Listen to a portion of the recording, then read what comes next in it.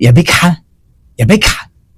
الحله دي كان عامل لها كفته فيها بالليل وقاعدين وجاب لنا نزل لنا حته. دي كان مدحها رز وفراخ.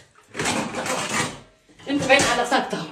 شوفي يا ابله، شوفي يا ابله، شوفي يا ابله، شوفي الفراخ، شوفي اللحم، شوفي يا قلب امك. كان مهنيها.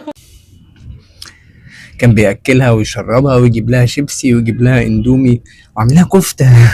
واخدين بالكم؟ عامل لها كفته، ما كانش حارمها من حاجه، ده كان بيحبها. طيب يعني هو للدرجه دي مفيش دم؟ انت يا وليه انت ما فيش عندك احساس؟ مفيش اخلاق، مفيش دين، مفيش. هقول ايه بس يعني ابنك خلص على البنت الغلبانه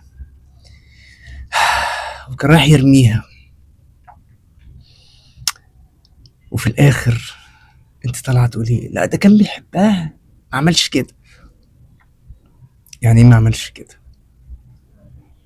هو ايه ما عملش كده؟ يعني ايه ما عملش كده؟ هو مفيش دم؟ مفيش دم بجد؟ مفيش دم؟